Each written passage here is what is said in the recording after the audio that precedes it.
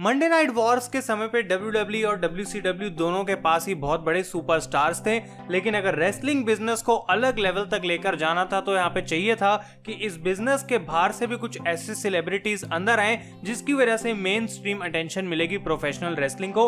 और आज की इस वीडियो में हम बात करने वाले हैं कि किस तरीके से इस अटेंशन ने एक बहुत बड़ा रोल प्ले करा दोनों ही कंपनीज के लिए, और कैसे ये जो WWE और WCW के सुपरस्टार्स थे ये भी अपने आप में कुछ सेलिब्रिटीज बन गए। ये होने वाला है एक काफी कमाल का एपिसोड। कुछ ऐसी इंफॉर्मेशन आपको मिलेगी जो कि शायद आपको पहले नहीं पता होगी। तो लाइक का गोल हमेशा की तरह 2000 रहने वाला है। फटाफट से लाइक बटन को दबाएं, वीडियो को एंड तक देखते रहें। चैनल पे नए हैं तो सब्सक्राइब करें और उस नोटिफिकेशन बेल को भी ऑन करना ना भूलें।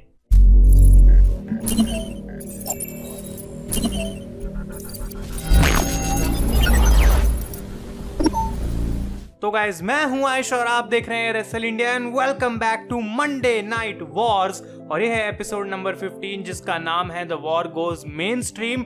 और अभी तक ये सीरीज इतनी कमाल की रही है, मतलब इतनी सारी नई नई चीजें हमें जानने को मिली हैं। और अगर आप बाय चांस नए और पहला एपिसोड ये देख रहे हैं तो लिंक आपको इस सीरीज का प्लेलिस्ट में मिलेगा गाइज। पहले आप जाके एपिसोड नंबर 1 से 14 तक सारे देखें ताकि आपको समझ आए सीक्वेंस में मैं कैसे बातें कर रहा हूँ। और ये सीरीज धीरे धीरे अपने एंड की तरफ फेड होना शुरू हो चुकी है, लेकिन अभी जो है मेन मजा स्टार्ट होगा, क्योंकि हमें जानने को मिलेगा कि आखिर छोटी छोटी चीजें और क्या वो जड़ी थी जिसकी वजह से WCW हार गई थी WWE के कंपैरिजन में। और उसकी शुरुआत हम यहाँ से करेंगे गाइस। और जब विंस मैकमैन ने रेसलमेनिया को सबसे पहले लॉन्च करा तो वो सक्सेसफुल थे कि उन्होंने पॉप कल्चर को रेसलिंग बिजनेस के साथ ब्लेंड करा।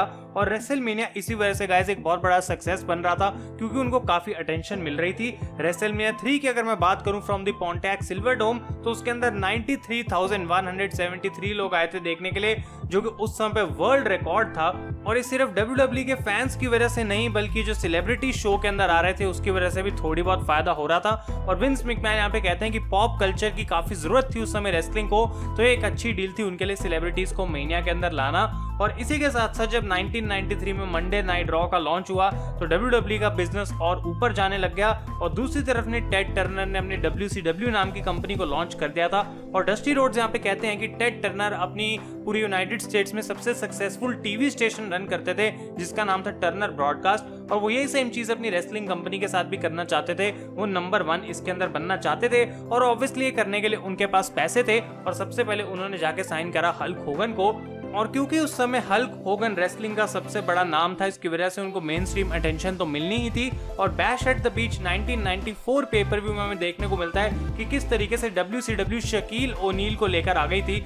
और मिज यहाँ पे बताते हैं कि उस समय शैक से बड़ा कोई स्पोर्ट्स में इंसान नहीं था। ऑब्वियसली वो बहुत पॉपुलर NBA प्लेयर थे। और हल्क होगन रिमेंबर करते हैं कि ये चीज कितनी कमाल के तरीके से काम करी थी WCW के लिए, और डेफिनेटली ये एक अच्छा आइडिया था। और होगन के WCW में आने का मतलब था कि अब कंपनी को इंटरनेशनल डील्स मिलेंगी, मर्चेंडाइज सेल्स कमाल की हो गई थी, पैसा वो बहुत कमा रहे थे। और ऊपर से टर्नर अपनी इन्वेस्टमेंट कर रहे थे, रैंडी सैवेज जैसे लोगों को वो साइन कर रहे थे। और इस समय एक जेन्युइन थ्रेट बन गई थी WCW टू WWE। और 1995 में हमने खुद का वीकली शो जब नाइट्रो उन्होंने लॉन्च किया तो उनके बिजनेस के लिए और भी अच्छा था। और ये एक ऐसा पॉइंट आ गया था जब मंडे नाइट रॉ और मंडे नाइट्रो मिलके 5 मिलियन से भी ज्यादा व्यूअर्स जनरेट कर रहे थे हर मंडे को। लेकिन एक चीज की जो यहाँ पे कमी थी, जो कि इनको नेक्स्ट लेवल तक लेके जा सकता था, वो थी मेन स्ट्रीम मीडिया की अटेंशन। अब यहाँ पे कोडी और डॉल्फ बात करते हैं कि किस तरीके से उस समय लोग ज्यादा रेसलिंग को सीरियसली नहीं लेते थे, क्योंकि जो क्वालिटी ऑफ प्रोडक्ट थी वो पुरानी थी, बोरिंग थी। और डैनियल ब्रायन कहते हैं कभी कभी लोग उनसे पूछा करते थे कि आखिर तुम रेसलिंग देखते क्यों हो, और वो अपने आप से भी यही सेम चीज को क्वेश्चन किया करते थे। इसका उनके पास आंसर नहीं था। और स्टेफनी कहती हैं कि उस समय पे कैरेक्टर्स काफी सिली थे और काम नहीं कर रहे थे बिजनेस के लिए, और इसी वजह से जो है वो बिजनेस इवॉल्व नहीं कर पा रहा था। लेकिन गाइस यहाँ पे number 1 spot in the wrestling business बिल्कुल ओपन था, और किसी ना किसी कंपनी को कुछ ना कुछ करना बहुत जरूरी था। और जो पहला शॉट यहाँ पे लिया वो था WCW ने, जब उन्होंने अपने वीकली टेलीविजन को काफी ज्यादा रियल बनाने की कोशिश करी। और दूसरी तरफ WWE दे रही थी फैमिली फ्रेंडली कंटेंट। और NWO की फॉर्मेशन के बाद गाइस WCW को एक बहुत बड़ी लीड मिल चुकी थी। और यहाँ पे सेथ रॉलिंस कहते हैं कि WWE पास्ट में अटकी हुई थी, जहाँ पे दूसरी तरफ WCW कुछ ऐसा ऑफर कर रही थी जो कि फैंस देखना चाहते हैं, और इसी वजह से वो डेफिनेटली बेटर शो था।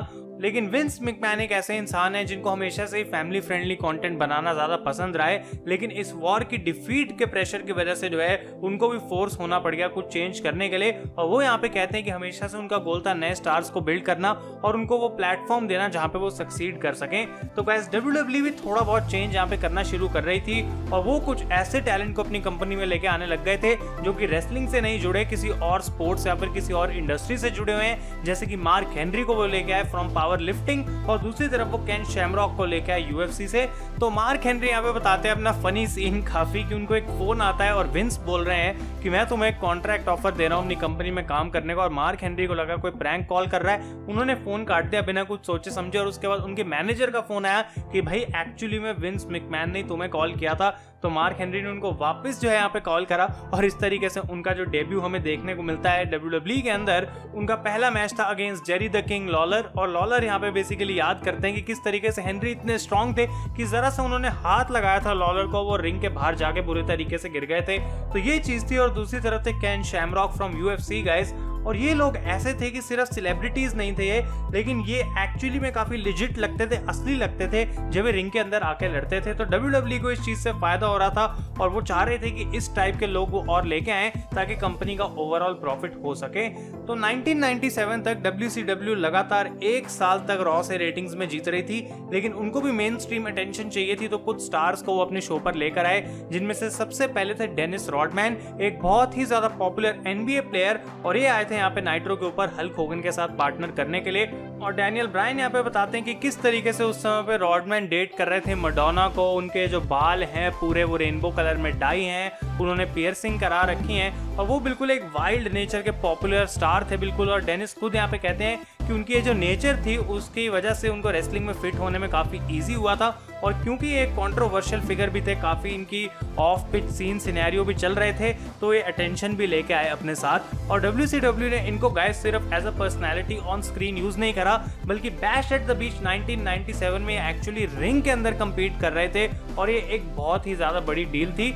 इनका एक अच्छा मैच हुआ था जहाँ पे इन्होंने टीम अप करा था विद हल्क होगन और इनके अपोनेंट्स थे लेक्स लूगर और द जायंट। और यहाँ पे जबकि ये मैच हारे थे, होगन कहते हैं कि जब रिंग के अंदर आए थे यहाँ पे रॉडमैन, तो उन्होंने बिल्कुल कमाल की परफॉर्मेंस दी जो कि फैंस एक्सपेक्ट नहीं कर रहे थे। और इस समय पे गाइस WCW रिकॉर्ड रेटिंग्स कर रही थी, लेकिन जैसे जैसे 1997 खत्म हुआ, WWE लेकर आ गई थी एटीट्यूड एरा।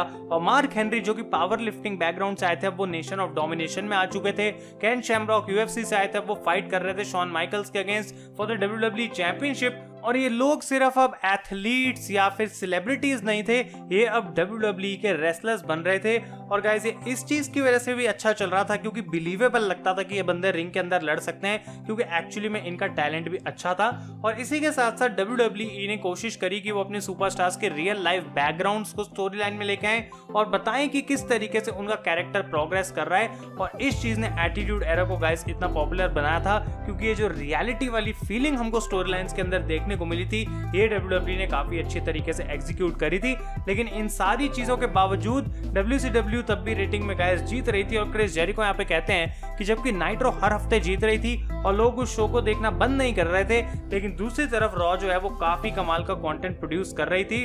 और अगर विंस मैकमैन लोगों को दिखाना चाहते थे कि मेरा प्रोडक्ट अब बहुत इंप्रूव हो चुका है, तो उनको इस चीज के लिए मेन स्ट्रीम अटेंशन चाहिए थी। और यही एक लौता ऐसा तरीका था जिसकी मदद से वो WCW को हरा सकते थे। तो यहाँ पे विंस ने एक गैम्बल डिसीजन लिया कि वो आयरन माइक टाइसन यानी कि the baddest man on the planet को अपने शो के ऊपर लेके आएंगे। उनको अटेंशन चाहिए थी, वो चाहते थे कि बाहर से भी लोग WWE की तरह आए। और उस समय जो है गाइस माइक टाइसन बहुत पॉपुलर भी थे, साथ के साथ वो बहुत ज्यादा कंट्रोवर्शियल भी थे। और ब्रेट हार्ट यहाँ पे बताते हैं कि एक्चुअली में एरिक बिशॉफ को माइक टाइसन ने खुद कांटेक्ट करा था कि वो WCW में अपीयर होना चाहेंगे, लेकिन बिशॉफ ने कहा हमें कोई जरूरत नहीं है टाइसन की। और इसकी वजह से टाइसन ने जो है फिर WWE को कांटेक्ट करा। और विंस मैकमैन कहते हैं कि जो एटीट्यूड था माइक टाइसन का उस समय पे, वो डेफिनेटली उनकी एटीट्यूड एरा के अंदर अच्छे से फिट हो रहा था। और उस समय पे गाइस रियलिटी में माइक टाइसन बॉक्सिंग से सस्पेंडेड थे, तो WWE ने उस टाइम पीरियड का फायदा उठाया और टाइसन को वो अपने शोज के अंदर लेकर आ गए। तो गाइस एक ऐसा इंसान था माइक टाइसन जिसके अगेंस्ट कोई भी 1-on-1 नहीं जाना चाहेगा, लेकिन WWE में ऑब्वियसली एक ऐसा सुपरस्टार था जो ये करने की हिम्मत रखता था, and that was stone cold Steve Austin. तो जनवरी 19, 1998 को एक कमाल की सेगमेंट हमें देखने को मिलती है, यहाँ पे stone cold Steve Austin confront करते हैं माइक टायसन को, उनको मिडिल फिंगर दिखाते हैं and all hell breaks loose. और जिस तरीके से ये ब्रॉल हुई थी गाइस, मतलब ये एक आइकॉनिक ब्रॉल हमें देखने को मिलती है। और पॉल हेमन कहते हैं कि stone cold Steve Austin versus Mike Tyson, right, ये तुम हमें दे रहे हो। I think Vince McMahon just won the Monday night war. और वो ये भी कहते हैं कि ऑस्टिन एक तरफ आइकन बनने के रास्ते पर चल रहे थे, माइक टायसन की फेम पहले ही इतनी थी, वो भी और ज्यादा बढ़ रही थी, और यहाँ पे WWE क्या कर रही थी, they were just sitting on the ride, और वो इस झूले का मजा उठा रहे थे क्योंकि ये दोनों बंदे अपना काम परफेक्ट तरीके से कर रहे थे और फायदा सबसे ज्यादा यहाँ पे WWE का हो रहा था। तो गाइस ये जो माइक टायसन की इन्वॉल्वमेंट थी WWE में, ये हर मेजर स्पोर्ट्स आउटलेट पे कवर करी गई, जैसे कि फॉक्स, ESPN, CNN, और WWE को इतनी ज्यादा अटेंशन मिल गई जितनी कि वो कभी सोच भी नहीं सकते थे। और शॉन माइकल्स यहाँ पे कहते हैं कि ये एक ऐसा टाइम था स्टोरी लाइन के रिगार्डिंग कि कुछ भी WWE कर ले वो उनकी फेवर में ही जा रहा था, सारे बॉक्सेस पे टिक लगा हुआ था और ये चीज उनके लिए काफी हेल्प कर रही थी। तो यहाँ पे इन्होंने एक प्रेस कॉन्फ्रेंस भी करी इस पेपर व्यू से पहले, जहाँ पे विंस मैकमैन रिवील करते हैं कि माइक टायसन, ऑस्टिन और शॉन माइकल्स के मैच में एक स्पेशल इन्फोर्सर होने वाले हैं। और टायसन कहते हैं कि मुझे ऐसा लग रहा था कि मैं अपने घर पे हूँ, क्योंकि इस तरीके का जो मेरा केओटिक बिहेवियर था मुझे बहुत पसंद था। और रैंडी ऑर्टन यहाँ पे कहते हैं कि रेसलमेनिया में स्टार्स को लाना तो एक ट्रेडिशन था, लेकिन माइक टायसन को उस पॉइंट ऑफ टाइम पे लाना WWE में रेसलमेनिया के लिए एक बहुत बड़ी बात थी, और उस पेपर व्यू को और भी ज्यादा उस चीज ने बना दिया।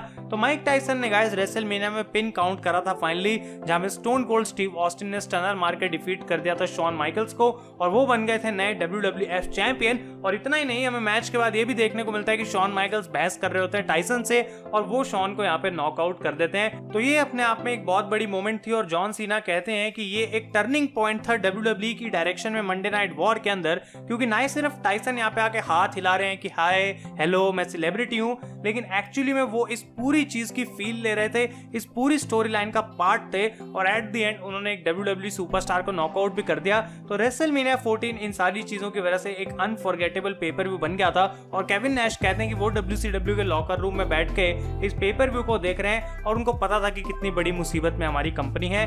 तो यहाँ पे विंस मैकमैन का गैम्बल जो है वो पे ऑफ कर चुका था, उसका रिटर्न उनको मिल चुका था, और रेसलमेनिया 14 ने गाइस मेनिया 13 के कंपैरिजन में अपने पेपर व्यू बाय रेट को ट्रिपल कर दिया था। और माइक टायसन की वजह से यहाँ पे WWE के पास इतनी ज्यादा नई आंखें आ गई थी कि उनको फाइनली वो चीज मिल रही थी जो वो चाहते थे। और ऑस्टिन कहते हैं कि एक बार तुमने माइक टायसन के साथ बिजनेस कर लिया तो पूरी दुनिया तुम्हें देख रही है, इस बात में कोई शक नहीं है। तो इस बढ़ती पॉपुलैरिटी की मदद से फाइनली 2 साल तक रेटिंग्स में हारने के बाद WWE ने नाइट्रो को हरा दिया था अप्रैल 13, 1998 को। और इस चीज के अगेंस्ट एरिक बिशॉफ रिस्पॉन्ड करना चाहते थे ऑब्वियसली, क्योंकि उनको था कि मेरा नंबर 1 स्पॉट कोई छीन ना ले। और उन्होंने क्या किया कि वो डेनिस रॉडमैन को एक बार फिर से वापस लेकर आ गए।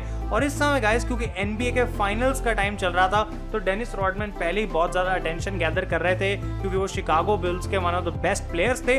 और यहाँ पे गाइस एक बहुत इंटरेस्टिंग चीज हमें पता लगती है कि रॉडमैन ने अपनी फाइनल्स की प्रैक्टिस को छोड़कर मंडे नाइट को जो है वो नाइट्रो पर आने के लिए डिसाइड करा, और वो यहाँ पे आके सुपरस्टार्स को स्टील चेयर से अटैक कर रहे हैं। और ये एक बहुत ज्यादा बड़ी बात है, क्योंकि स्पोर्ट्स इंडस्ट्री में इसको भी एज अ मोमेंट रिमेंबर करा जाता है। तो रॉडमैन NBA के फाइनल्स को जीत चुके थे, और WCW के पास एक और आइडिया आया कि वो उनके ऑन कोर्ट राइवल यानी कि कार्ल मेलोन को लेकर आएंगे WCW में। और इन दोनों की जो ऑन कोर्ट फ्यूड है, क्योंकि रॉडमैन 2 बार लगातार फाइनल्स में जीत गए थे मेलोन के अगेंस्ट, ये चीज हम रिंग के अंदर दिखाना चाहते हैं। और एक मैच उन्होंने बुक कर दिया इस चीज के लिए गाइस, जहां पे रॉडमैन टीम अप कर रहे थे हल्क होगन के साथ to fight against DDP and Karl Malone. और ये चीज गाइस काफी ज्यादा बड़ी बात थी, क्योंकि ये दोनों हॉट थे उस समय पे, जैसा कि मैंने कहा फाइनल्स अभी जस्ट हुए थे, और उसके बाद ये रिंग के अंदर लड़ रहे हैं, तो भला कौन नहीं देखना चाहता। मान लो अब इस समय पे बहुत ज्यादा क्रिंजी है कि अगर मेसी और रोनाल्डो का हमें WWE में मैच देखने को मिले तो आखिर पूरी दुनिया क्यों नहीं देखेगी, लेकिन ऑब्वियसली अब लोग उतने स्टूपिड नहीं है। तो ये चीज की भी एक बहुत बड़ी प्रेस कॉन्फ्रेंस करी गई थी, इसको टुनाइट शो पे प्रमोट करा गया था, जो कि उस समय पे सबसे बड़ा शो था पूरे यूनाइटेड स्टेट्स ऑफ अमेरिका में। और bash at the beach pay per view of 1998 में हमें देखने को मिला। और जबकि इस मैच को काफी मिक्स्ड रिएक्शंस मिले थे गाइस, WCW का काम पूरा हो चुका था, क्योंकि उनकी कंपनी के ऊपर बहुत ज्यादा आंखें आ रही थी, लेकिन अभी भी वो थोड़ा बहुत पीछे चल रहे थे WWE से रेटिंग्स में, और ये चीज उनको पसंद नहीं थी। तो हमें देखने को मिलता है कि एक बार फिर से यहाँ पे हल्क होगन और एरिक बिशॉफ जाते हैं, और वो काइंड ऑफ इन्वेड कर देते हैं द टुनाइट शो को, जिसके होस्ट थे जे लेनो। और यहाँ पे WCW गाइस इतनी ज्यादा पागल हो चुकी थी, उनको इतनी ज्यादा मेन स्ट्रीम अटेंशन की यहाँ पे जरूरत लग रही थी कि वो रोड वाइल्ड अपना जो उनका एक पेपर व्यू था उसमें उन्होंने एक मैच बुक करा Diamond Dallas Page and Tonight Show's host Jay Leno against Eric Bischoff and Hulk Hogan. मतलब लोग यहाँ पे कह रहे थे कि व्हाट द हेल, आखिर क्या करा इन्होंने। और जब जे लेनो रिंग के अंदर आए और उन्होंने यहाँ पे अपनी रेसलिंग की तो this was one of the most embarrassing moments in the history of WCW, क्योंकि आखिर एक बंदा जो कि टॉक शो का होस्ट है। और यहाँ पे मैं आपको एक बार फिर से क्रिंज से भरा हुआ एक एग्जांपल देने वाला हूँ कि अगर मान लो कपिल शर्मा जैसा कोई टॉक शो का होस्ट है, उसको हम रोमन रेंस के साथ टीम अप कर दें और ब्रॉक लेसनर और पॉल हेमन की टीम के साथ इनका एक टैग टीम मैच कराएं, मतलब क्या कपिल शर्मा जब रिंग में ब्रॉक लेसनर के अगेंस्ट जाएगा तो किस तरीके से वो परफॉर्म करेगा, वैसा ही यहाँ पे कुछ जे लेनो ने करा। और ये चीज गाइस एक ऐसी चीज थी जो कि WCW की हिस्ट्री में कोई लोग भुला नहीं पाते। और सीएम पंक कहते हैं कि मैं एक चीज मान सकता हूँ कि रॉडमैन और मलोन NBA के स्टार्स थे, एटलीस्ट वो एथलीट्स तो थे, लेकिन जे लेनो को यहाँ पर अंदर लाने में कोई सेंस नहीं बनती। और इस चीज के लिए मैं WCW को कभी भी माफ नहीं कर सकता। और उस मोमेंट में मैं टर्न हो गया था इस कंपनी के ऊपर। और DDP यहाँ पे कहते हैं कि इस समय पे WCW को कोई भी A list B list celebrity मिल जाए वो शो पे उसको बुला लेते थे अटेंशन पाने के लिए। और एरिक बिशॉफ काफी प्राइड वे में बोलते हैं यहाँ पे कि मेरे को कोई फर्क नहीं पड़ रहा था इन वर्ड से और रिव्यूज से लोगों के, क्योंकि हमारे शो को अटेंशन मिल रही थी, व्यूअरशिप ऊपर जा रही थी। तो जबकि काफी सारे कॉन्ट्रास्टिंग ओपिनियन्स यहाँ पे हमको सुनने को मिल रहे हैं, जे लेनो की इस अपीयरेंस ने WCW के लिए ओवरऑल एक बेनिफिट के फॉर्म में एक्ट करा, क्योंकि उनके व्यूअर ज्यादा थे, उन्होंने काफी सारे पैसे कमाए इस रोड वाइल्ड पेपर व्यू से। और इस चीज से डॉल्फ जिगलर, गोल्डबर्ग और बुकर टी तीनों जो है वो अग्री करते हैं। और इसके बाद से स्टार्ट हुआ था कि WCW ने अपनी हिस्ट्री में हाईएस्ट रेटिंग्स पानी शुरू कर दी थी। और इस समय पे guys together WWE and WCW were taking the war main stream. और प्रो रेसलिंग एक ऐसी इंडस्ट्री बन चुकी थी जिसका लेवल आज से पहले इतना बड़ा कभी भी नहीं था। सीएम पंक यहाँ पे कहते हैं कि इस समय पे हर एक बंदा मंडे नाइट्स को रेसलिंग देख रहा था और गोल्डबर्ग जैसे लोग जो है वो अलग स्पोर्ट्स में जा रहे थे, नैस्कार में उनको भेजा जा रहा था, क्रॉस ओवर्स करे जा रहे थे अलग अलग जगहों के साथ। लेकिन रॉ जो है वो अभी भी थोड़ा आगे चल रही थी, क्योंकि उनका जो प्रोडक्ट था वो मेन स्ट्रीम में बेटर एक्सेप्ट करा जा रहा था। और यहाँ पे गाइस हमें देखने को मिलता है MTV के कार्टून सेलिब्रिटी डेथ मैचेस, सेबल जैसी सुपरस्टार जो कि प्लेबॉय के कवर पे है, और WWE के सुपरस्टार्स लिटरली हर जगह छाए हुए थे। और जो लोग रेसलिंग से बिल्कुल भी फेमिलियर नहीं थे वो इन सारे सोर्सेज के थ्रू इस प्रोडक्ट के ऊपर आ रहे थे और इसकी वजह से इनकी पॉपुलैरिटी बढ़ती चली जा रही थी। और इस समय पे विंस मैकमैन ने काफी महंगी सुपर बोल कमर्शियल भी खरीदी WWE की, जो कि एक बहुत ही फनी कमर्शियल थी, जहाँ पे बेसिकली WWE के सुपरस्टार्स बात कर रहे हैं कि किस तरीके से उनका प्रोडक्ट बिल्कुल कमाल है और कितना सिंपल है। और उसी के कॉन्ट्राडिक्शन में हमें बैकग्राउंड में सारे सीन्स देखने को मिल रहे हैं। तो ये चीज बहुत फनी थी गाइस, जैसे सेबल बात कर रही हैं कि आज तक हमने कभी एडल्ट सेक्सुअल चीजों की यूज नहीं करी, और बैक में लोग किस कर रहे हैं, रॉक कह रहे हैं हमारा प्रोडक्ट बिल्कुल सिंपल है, पीछे लोग एक दूसरे को चेयर से मार रहे हैं सर के ऊपर। और विंस मैकमैन की ये आइकॉनिक फोटो जो कि आप लोगों ने देखी है कि वो आगे खड़े हैं WWE हेडक्वार्टर्स के और ऊपर से खिड़की में से कोई बंदा नीचे गिरता है, तो ये भी इस कमर्शियल का पार्ट था। और विंस इस समय पे सारे वो जगहों पे पैसे लगा रहे थे जो कि WWE का फायदा कर सके, और सुपर बोल से बड़ा कोई उस समय मौका उनके पास नहीं था। तो अलग अलग सेलिब्रिटीज हमें मंडे नाइट रॉ के ऊपर देखने को मिल रहे थे जो कि शो को अटेंड करते थे। और जल्द ही WWE ने एक और एथलीट को उठाया और उसको अपने एक WWE सुपरस्टार में कन्वर्ट कर दिया, और इनका नाम था कर्ट एंगल। अब एंगल यहाँ पे हमको बताते हैं कि 1996 में जब वो गोल्ड मेडल जीते थे तो WWE ने उनको एक कॉन्ट्रैक्ट ऑफर करा था, लेकिन उन्होंने उसको रिजेक्ट कर दिया था क्योंकि उस समय वो कंपेयर नहीं कर पा रहे थे अपनी चीज को प्रो रेसलिंग के साथ। लेकिन जब उन्होंने मंडे नाइट रॉ को इन पर्सन विटनेस करा तो उनको इस बात की रियलाइजेशन हुई कि ये भी एक एक्चुअल स्पोर्ट है, यहाँ पे भी जो एथलीट्स हैं वो अपनी बॉडी को ऑन द लाइन डालते हैं और ऐसे हर किसी के बस की बात नहीं है। तो उन्होंने ज्वाइन करा यहाँ पे WWE को। स्टार्टिंग में जबकि वो थोड़े अजीब थे,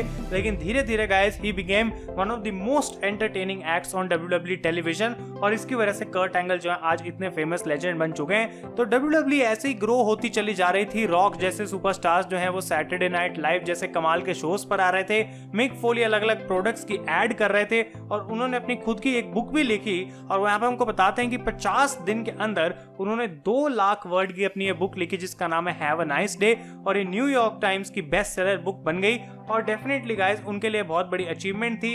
अब WWE सुपरस्टार हर जगह पे फैले हुए थे, और ये एक मोटिवेशन बनी विंस मैकमैन के लिए कि वो अपनी कंपनी को पब्लिक लेकर जाएं। और अक्टूबर 1999 को ये चीज रिवील कर दी गई थी कि WWE अब अपने स्टॉक को ट्रेड कर रही थी ऑन द वॉल स्ट्रीट, और ये एक पब्लिक कंपनी बन गई थी जिसके अंदर लोग भी अपना पैसा डाल सकते हैं। तो विंस मैकमैन ने यहाँ पे गाइस एक बात को शो कर दिया था, प्रूव कर दिया था कि वो एक ऐसी कोई गेम नहीं खेल रहे, वो इस चीज के बारे में डैम सीरियस है और उन्होंने प्रूव करके दिखाया कि किस हद तक वो इसको लेकर जा सकते हैं। लेकिन दूसरी तरफ WCW बस इतनी कोशिश कर रही थी कि हमारी कंपनी और ज्यादा नीचे ना गिर जाए, और इसके भी एक एफर्ट में उन्होंने एक नई मूवी बना दी हॉलीवुड में लॉन्च करने के लिए, जहां पे एक्टर थे डेविड आर्केट, और ये उस समय पे एक बहुत पॉपुलर एक्टर थे। मूवी का नाम था रेडी टू रंबल, और ये बेसिकली WCW के ऊपर पूरी मूवी थी guys, and I am going to tell you कि ये मूवी थी अ बॉक्स ऑफिस फ्लॉप। और यहाँ पे क्योंकि WCW गेन करना चाहती थी व्यूअर्स को, उन्होंने अपने नए हेड ऑफ क्रिएटिव को साइन करा,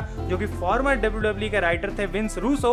और विंस रूसो ने गाइस एक ऐसा डिसीजन लिया जो आज तक one of the most famous decisions है, लेकिन क्योंकि वो इतना बेकार था इस वजह से वो फेमस है। और यहाँ पे उन्होंने डिसाइड करा अप्रैल 6, 2000 को कि डेविड आर्केट, ये बंदा जो कि हमारी मूवी में आया था, ये बंदा जो कि इतना बड़ा पॉपुलर एक्टर है, क्यों ना हम इसको अपना चैंपियन बना दे। और यहाँ पे उन्होंने WCW वर्ल्ड चैंपियन बना दिया डेविड आर्केट को, और this was an awful decision. और डेविड आर्केट खुद भी इस चीज पे एग्री नहीं करते। DDP कहते हैं कि उन्होंने खुद मना किया था यहाँ पे कि मुझे चैंपियन नहीं बनना, लेकिन तब भी WCW ने इस चीज को आगे करा, और शायद उनको खुद नहीं पता था कि वो करना क्या चाहते हैं, क्योंकि लोग ये सोच रहे हैं भाई कि हम रेसलिंग शो देखने आ रहे हैं। और फिर से गाइस यहाँ पे क्रिंज वर्दी एग्जांपल मैं आपको दूं कि अगर मान लो कि कोई भी टीवी शो का होस्ट है, मान लो भाई स्टार स्पोर्ट्स से उठा लो जतिन सप्रू को, और वो बन जाते हैं यूनिवर्सल चैंपियन, तो क्या आप उस शो को हर हफ्ते देखेंगे? क्या आप उस चीज को सीरियसली लेंगे? तो बिल्कुल वही चीज यहाँ पे थी, एक बिल्कुल चलता हुआ मुर्दा था इस समय पे WCW, और दे वर डेड, दे वर किल्ड। और यहाँ पे गाइस ये चीज बहुत इजी हो गई थी विंस मैकमैन के लिए, क्योंकि उन्होंने खरीद लिया था इस कंपनी को, और मार्च 2001 को अनाउंस कर दिया था कि मैंने इनको हरा दिया है, and definitely he did the right thing.